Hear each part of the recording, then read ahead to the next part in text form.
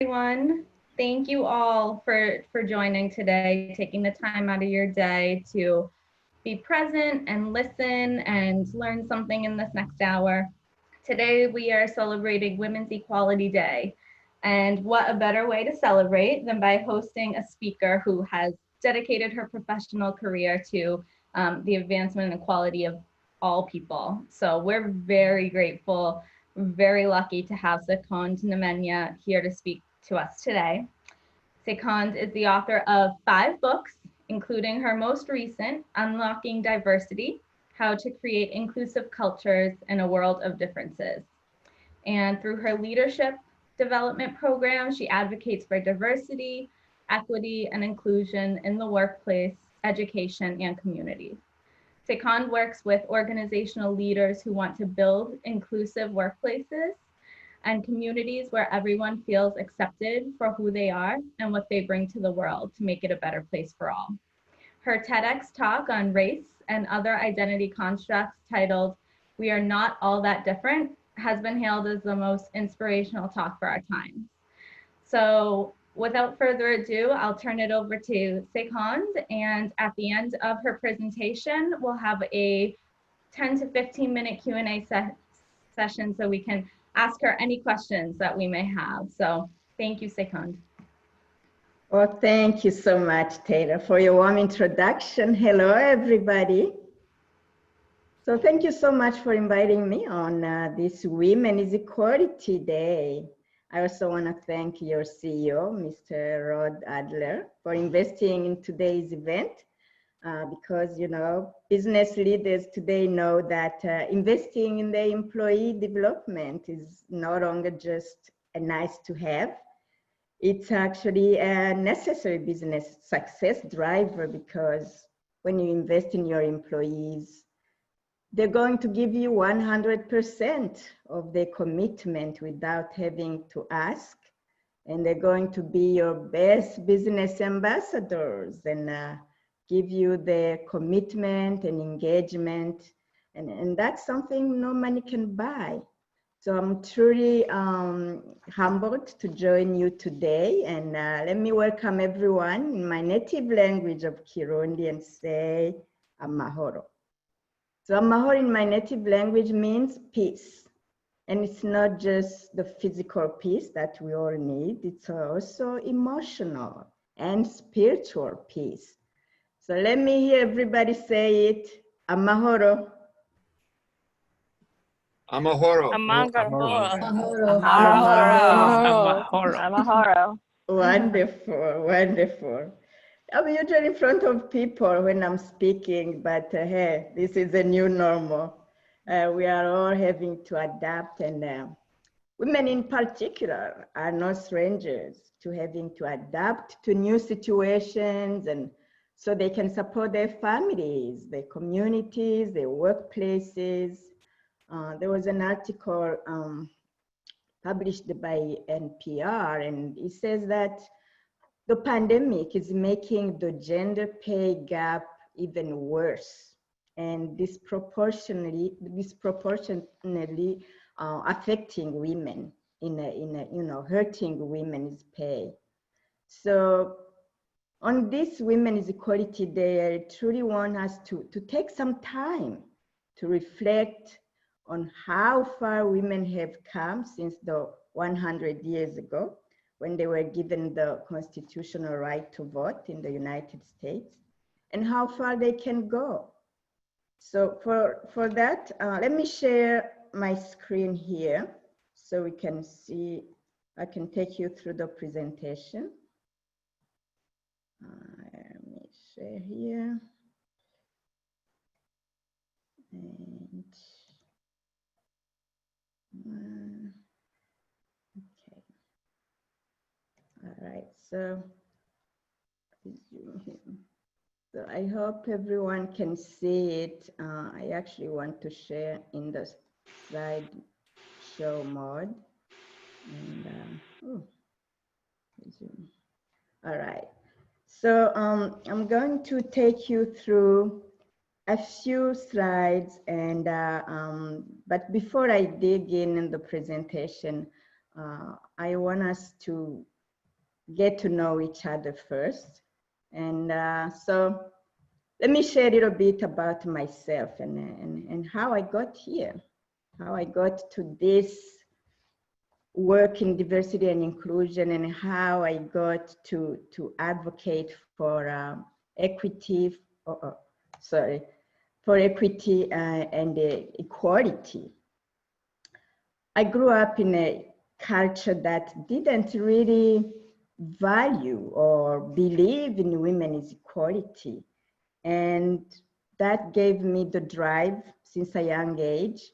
It gave me the drive to commit to women's empowerment. Sometimes I was tempted to deny myself identity in hoping that I could fit in my new community. So whenever people ask me where I come from, sometimes I will simply just reply, I'm Canadian.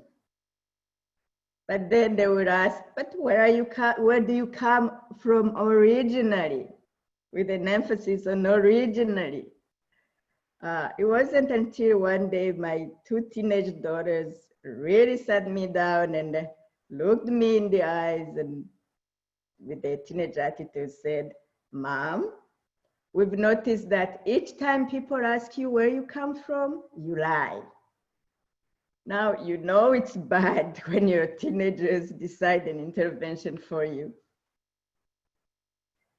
That's when I realized that, you know, I couldn't change how people behave or how they respond to my being different.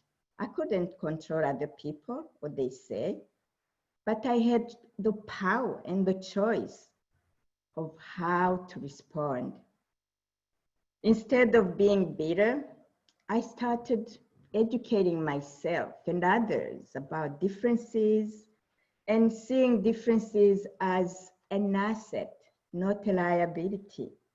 Because we all have a diversity story, no matter who we are. The way we choose to include or exclude others usually says a lot about where we are in life. So I try not to assume anything when I meet people of different backgrounds, and I choose to learn what I don't know instead of assuming or just putting people in boxes. Choosing to work on your own healing, which is what I really did, on my own healing and my own self-acceptance, that's what enabled me to accept others and help heal others. Because you can't give what you don't have, can you? So work on you first, heal your own wounds, and extend that love and healing to others, that acceptance to others. When you know who you are and love who you are, you don't really have time or energy to bully others because they are from a different race, different gender, sexual orientation, or different religion or different political affiliation, or whatever the case may be. You just don't have that energy to waste. You use it to build, to be inclusive. You become an inclusive person in your personal and professional life, and that's how I got here. That's how I became a diversity and inclusion advocate, sharing a message that unites people instead of divide them. We don't need to learn how to divide people or destroy communities and institutions. That's easy. Dividing is easy, but you have to work on uniting people and bridging communities. And this is how we are going to bridge the gaps between men and women. The equality and equity lies on each one of us to bring people together to share a common purpose and a common goal. So each one of you has the potential and the power to build inclusive workplaces where you live, where you work, and inclusive communities where everyone can thrive. Now, let's talk about, actually take a short look at the women's equality journey, how we got to this day today. In the 19th century, American women who in most cases couldn't inherit property or made half of a man's wage, began organizing and demanding political rights and representation. It was in 1920 that the 19th Amendment was passed and gave all women the right to vote. This became the foundation of democracy, as now all US citizens could vote regardless of gender. Because up to then, states could decide, if women could vote, and women could vote in states only if they own property. And not everyone and every woman owned property or could even own property, and especially if you came as a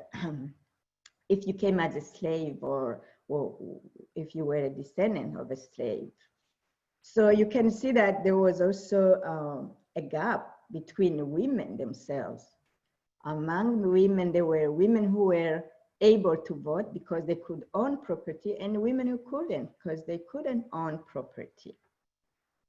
So when the US Constitution allowed all women to vote, then it was in 1971, not far ago, that the US Congress designated August 26th as Women's Equality Day. That's celebrating it every year on August 26th.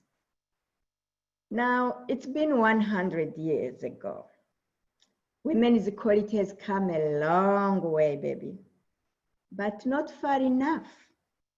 Some communities have done well in how they treat women, and some industries as well, especially the service industry, employs more women than men. But in many industries and workplaces, women are still struggling to break that glass ceiling when it comes to career promotion and business success. So what can we do to support women in improving their representation? When women make up the half of the population in the world, and I think in the United States, it's probably around 51%.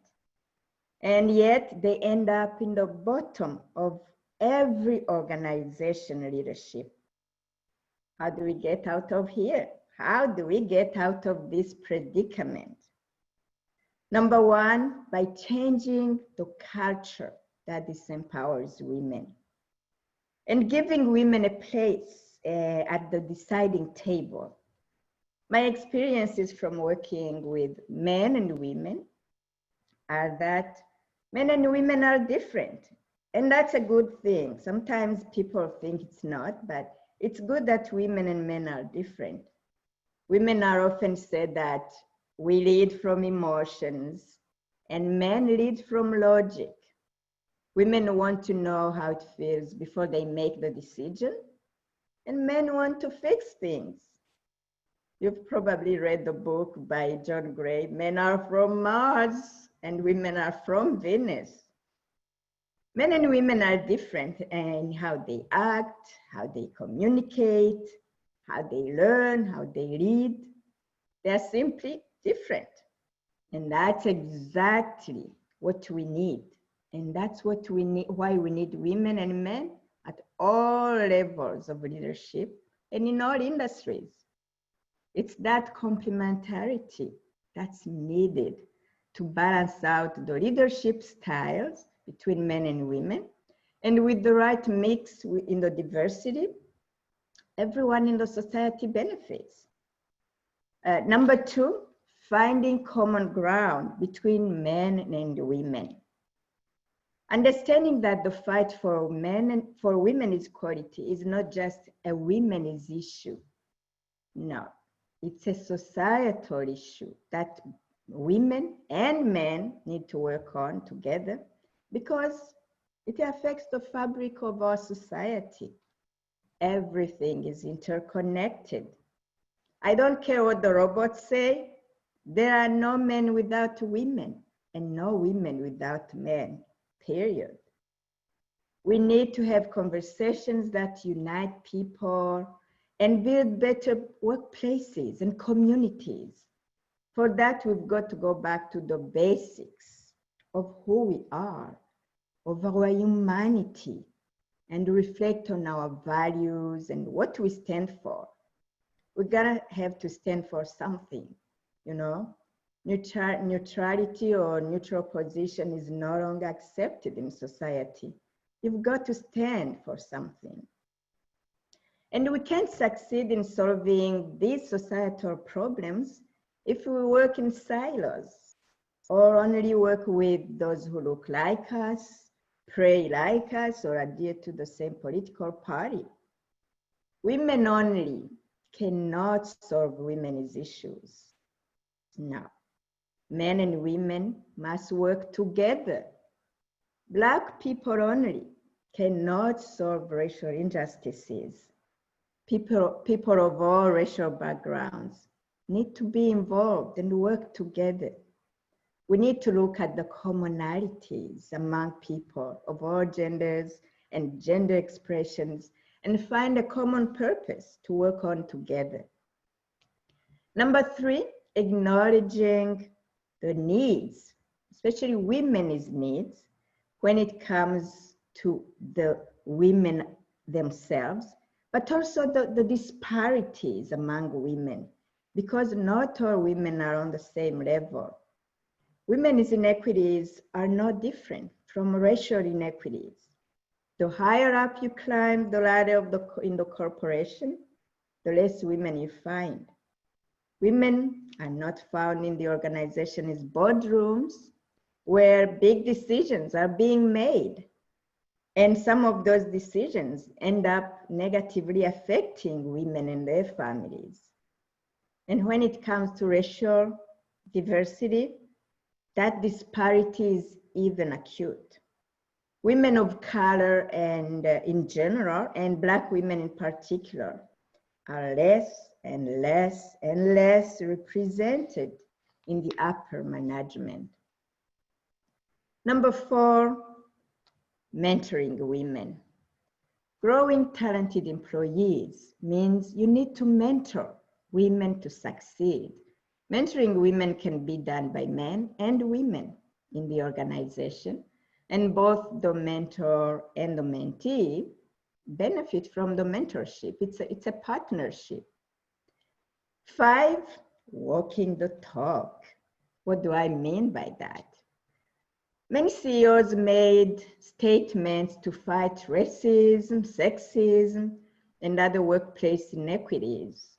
And now people are waiting to see what they do to put those statements into action.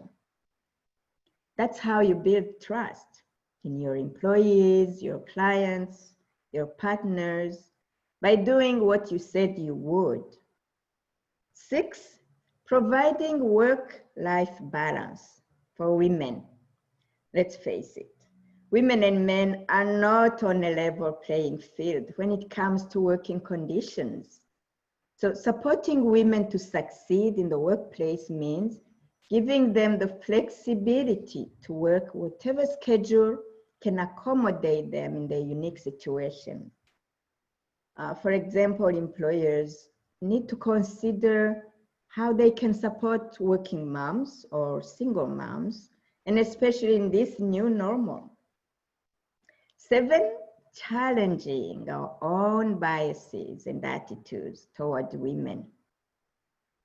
Think about your own biases when it comes to women's careers, for example.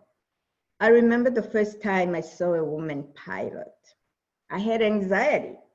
Unconsciously, I felt uneasy. I had questions rushing through my mind. Can a woman take us to destination safely? Why is this unconscious bias? Because traditionally, pilots were men and are still men in many cases. So achieving women's equality is not just about fairness. It's also about changing our attitudes toward women's talents and potential. This is about disrupting our own unconscious biases. Because according to research, if you have a brain, you have a bias. That means every one of us on this presentation, every one of us has bias. So it's important to acknowledge it and learn how to raise awareness and then disrupt it when you know it's acting out.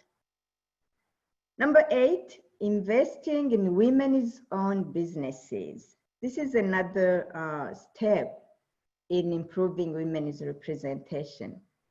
This equality equation we're talking about, and I usually go with equity, and equality and equity are really different, but that's a different presentation altogether. So this equality equation is not going to work out unless we invest in women's businesses and support women business owners. So those 8 steps doesn't mean it's an exhaustive list, but it's some of the steps we can take to improve women's representation. Let's go to the next slide here, which is the 3rd key point in improving women's quality. And this is about raising the next generation of feminists. That starts with redefining what feminism. You know, feminism has evolved, and feminism today is different from the feminism of the 60s or the 70s. Explaining to our younger generation of sons and daughters what today's feminism is about is important in order to raise the next generation of leaders. And it begins with redefining feminism. It's much more than burning your bra. Okay, also that's liberating. But being a feminist today is much more than just being a woman or even fighting just for women's rights. It's fighting for everyone's rights in all intersecting identities and gender expressions, and acknowledging that not everyone is on the same level when it comes to fulfilling their basic needs. As Abraham Maslow wrote an article, and I share it in my book, Unlocking Diversity, that the different level of needs. So we need to meet people, particularly we need to meet women where they are on the pyramid of needs. So that's what we need to give women in order to unlock their potential. And men can be feminists too. Yes, they can. All of us must work together, men and women, to dismantle sexism and other systems of injustice and inequities. And when we can do that, that means we will have no problem having conversations that sometimes ask us to be brave enough to broach those difficult topics, such as race in America. It is still the big elephant in the room. And we can do that by sharing our human experiences. Like I said, everyone has got a story. And when we approach the conversations from a perspective of sharing our diversity stories, that makes it easier to broach the difficult topics such as race, such as gender inequities. Next, how we raise the next generation of feminists? It's by building cross-cultural and gender allyships. To raise the next generation of feminist leaders, we need to think of women's rights as human rights. Hillary Clinton said it very eloquently in her speech in 1995 at the United Nations that women's rights are human rights and human rights are women's rights. And she was right. We need to work with all kinds of people, and not only those who look like us, speak like us, or adhere to the same political party, or practice the same religion. Human beings are very complex with intersecting identities. And the best way to invite more of the others to be a part of us is by looking beyond your own tribe and building more connections. For example, having conservative ideas versus liberal ideas. This has nothing to do with political parties. And I know sometimes we get hung up on that. You can vote Democrat and still have some conservative beliefs and vice versa. The point is, don't adhere to extremes, because with extremes comes extremism and other forms of negativisms. As long as you are an inclusive person who believes in the power of diversity, equity, and inclusion, how you vote should be no one's business. Next is taking care of yourself. I hope you can see it on the side. Equally important in raising the next generation of feminist leaders is taking care of your body, mind, and spirit. Women are nurturers by nature, and it's easy for us to want to take care of everyone else except ourselves. In many cultures, they think loving yourself or taking care of yourself is selfish. But I'm here to tell you, it's not selfish. It's self-full. A woman's power is directly linked to how she values herself, how she values or the relationships that she's in. And above all, it's about the relationship you have with yourself. Take some time. Take some time to reflect on who you are, what you want, and what your relationships are doing to you. Are they nurturing you? Are they encouraging you to be the best you can be? You've got the power to change the things you can change, but also importantly, equally important is to let go of the things you cannot change. Some of those things you can change is other people's behaviors. I know, darn. Don't we wish we could change other people, but we can't. Then reinforce the things that you can actually change and those you like about your life. Reinforce those. I usually advise journaling your emotions and feelings and taking the negative feelings out so no one gets hurt. I've found that taking care of yourself is a form of activism. I have some resources, and especially these two books, they really treat the individual as well as the inner and outer of the individual. So you work on yourself so you can help others in your community and your world. In closing, let me congratulate you all for weathering the storm of these uncertain times we are living in. Know that this too shall pass. Yes, it will. And you are stronger than you think you are. Like I said in the beginning, everything is interconnected. And diversity is not just about gender or race. And it's definitely not about black and white or men and women only. Diversity is what makes us human in all our intersecting identities. Life is about give and take, and we shouldn't take more than we are willing to give, because it creates an imbalance in our resources, and that's probably why we have these problems of inequities, because if one category is taking more than they are willing to put out, then it creates an imbalance. women's inequities is not a women's issues only. It's a societal issue, problem that we all need to work on and solve.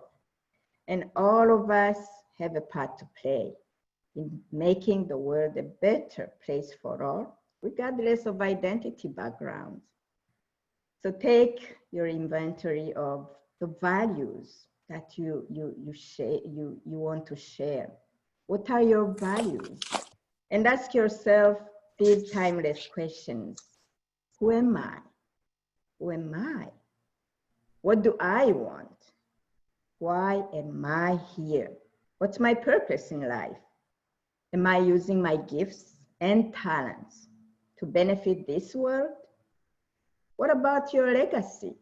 What legacy do you want to leave after you've left your current job or current organization, or even after you have left this earth? These are important key questions to ponder.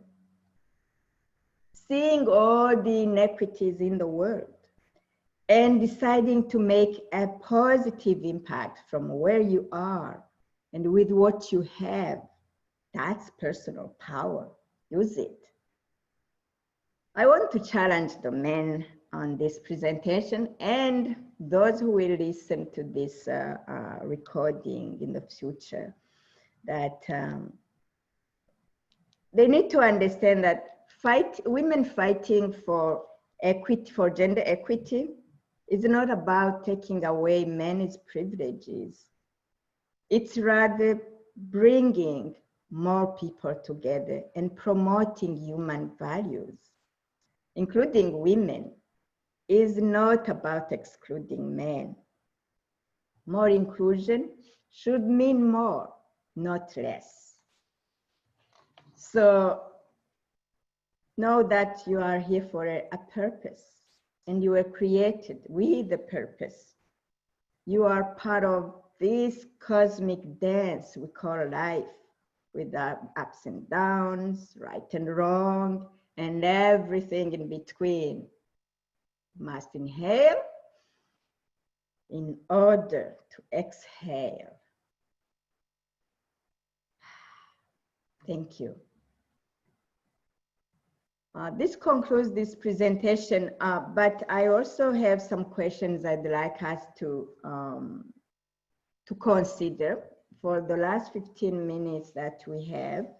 And this is the time you can also ask your questions or share your comments. I think we're gonna use the chat room for that. Can we do that? We can use the chat room. Yep, we can use the chat room where people can ask questions on here if they'd like. Yes. So I'd like to begin with the first question.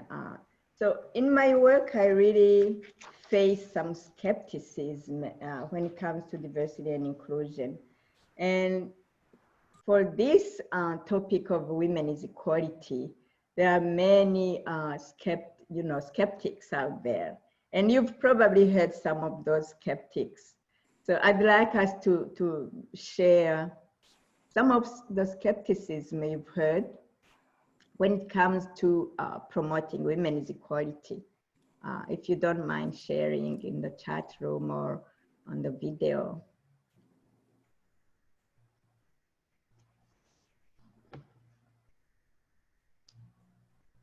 Anyone can go ahead. I think I have a relevant comment. It's Trisha Fallon. I run our client service team. Hi, Trisha. Hi there. Thank you. I think it was very uplifting. I appreciate it. And I have a couple of questions, but I won't take over the mic. So the skepticism, I don't know if I quite call it skepticism, is that sometimes people think it's the right thing to do. They're not quite sure how to do it, right?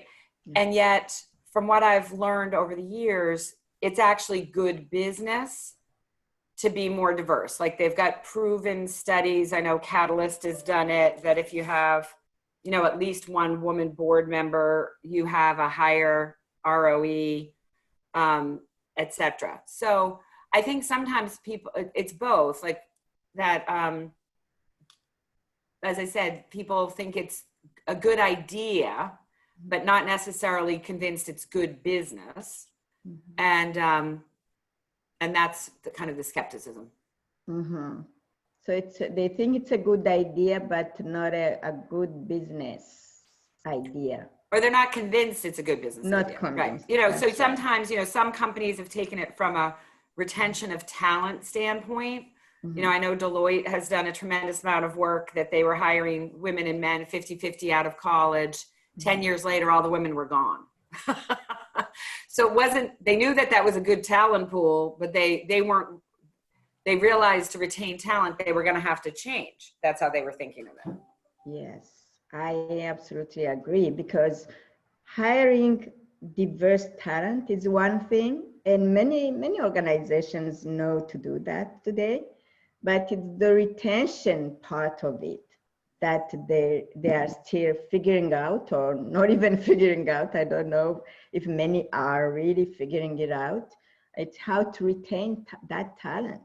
And it goes to show that we still have a lot of work to do to help organizational leaders learn what matters to employees, what can keep an employee.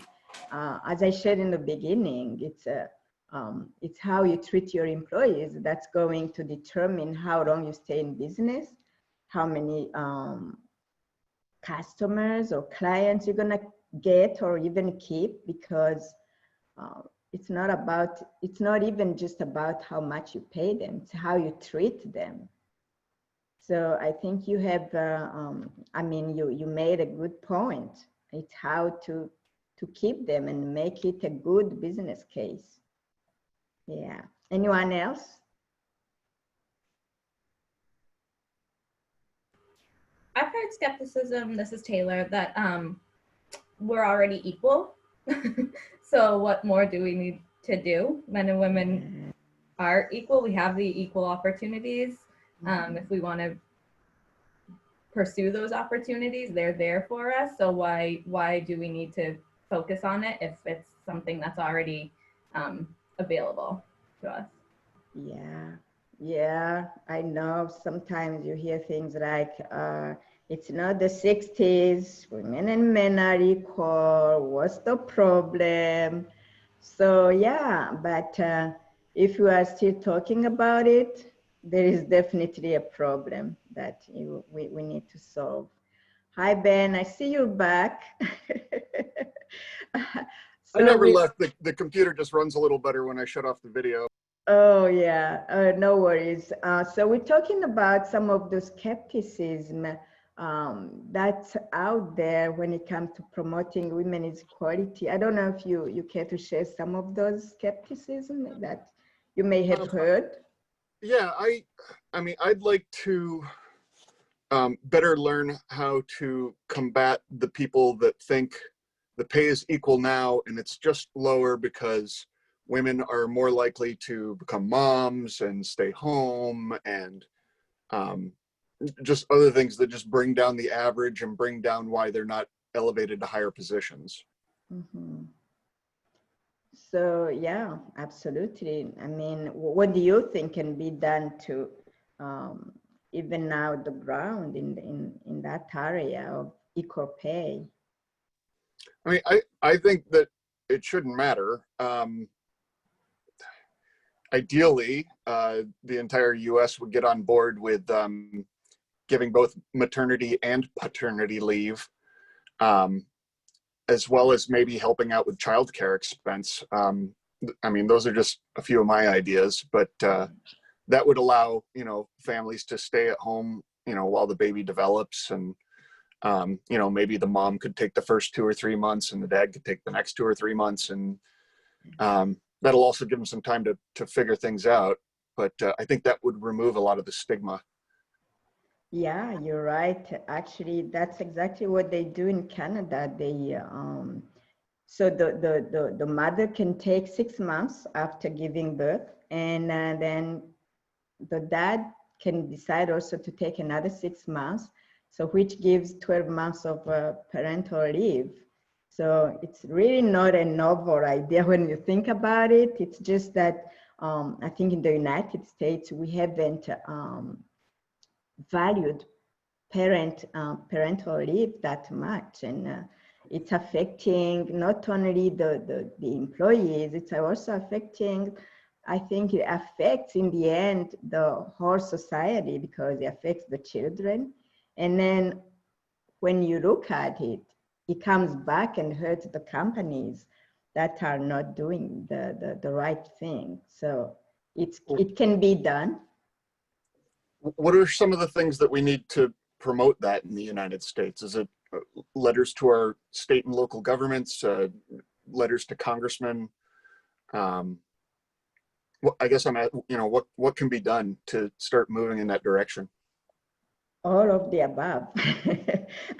Yeah, it's going to take all of us advocating for that, first of all, in companies, organizations, but also having the policies to back it up and make it into laws because, some organizations can do the right thing, but not every organization thinks they have to. And if it can be done, but also going to take not just the policies to do it, but the law, to make it into a law, to have that flexibility of parental leave and, give 6 months instead of 3 weeks. And I'm glad I didn't have my children in the US. I'm going to tell you that because it's tough to have children in this country and work at the same time. Yeah.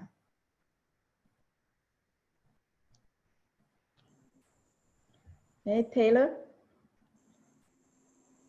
Hi. So, do we have any other questions or comments? Anything? I have a question on mentoring. Yes.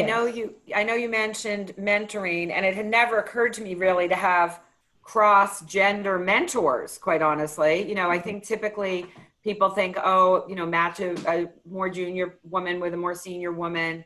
So I know there's been a lot of discussion. It's like, but I'm interested in your thoughts, formal or informal, like run by HR or not. And, give us some ideas about cross-gender mentoring. Hadn't really contemplated that. Yeah, I think it's very important that we do cross-gender mentoring because it enters this equation of also empowering younger workers, maybe younger women in the workplace. And if they are mentored, they can be mentored by both men and women. It's going to give them this broader leadership style, and they can learn how men lead, and they can learn how women lead, and bring that balance. I think that's going to create such a harmony of from these opposite sides of leadership style. So we do need to have a cross-gender mentoring. And also the other important thing is that it will give men the opportunity to learn what they don't know about women and women's issues in the workplace. Because sometimes they really don't know what they don't know, and what they don't know, they cannot help.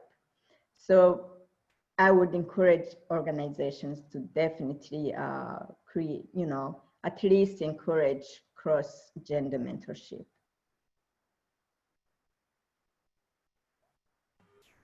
Thank you. You're welcome. All right. Stop sharing here. I had a comment. This is Sean Murphy. Yeah, go ahead. More of almost a realization. When I thought it was almost, I guess, brave when you were talking about unconscious bias and that you as a woman recognized that you didn't think a woman pilot would be as safe. I think that's super important to embrace, like recognize that we all have unconscious bias and we can't really get over it unless we actually vocalize it and talk about it. And especially with you know, it's relevant to women, it's relevant to race today. Mm-hmm. Like, unless we start talking about our unconscious bias, I don't think we can, you know, move forward. So I found that pretty brave and pretty inspiring when you mentioned that. Oh, thank you, Sean. Yeah, I mean, it's true. And we still have these biases, and it doesn't mean because you have bias, you are a bad person. And I think that's what prevents people from actually working on it. Because when you acknowledge that we all have unconscious bias at some level, then you can choose. It's a choice, a personal choice. You can choose to work on raising the awareness, and you cannot disrupt something you don't know you even have. So once you acknowledge it, then you can work at disrupting it. And it's important that we all take time to see when you are in a situation and something, you know, gives you this idea that you feel uncomfortable about it, and you can ask yourself that why am I feeling uncomfortable? And this goes with everything that is in this country, whether it's about race matters, whether it's about, you know, these are the issues confronting the bullies. And sometimes people are afraid to talk about race because they feel like it's going to be uncomfortable. But that's exactly when you need to work on it, when it feels uncomfortable. The bias against women, if it feels uncomfortable, then you can ask yourself, why am I feeling this way? And then you, like I said, it's because the society in general hasn't really highlighted or spotlighted, I should say, women doing these jobs or being in these careers. You know, today women go into space and you know, walk on the moon, whatever. The generation today may think it's normal, but some of the previous generations were, you know, grew up and were educated and raised in a different environment. So we cannot just put people in boxes and, you know, qualify them as this or that. We actually have to work on confronting our own unconscious bias and then disrupt it, and then help disrupt it in others. Yeah.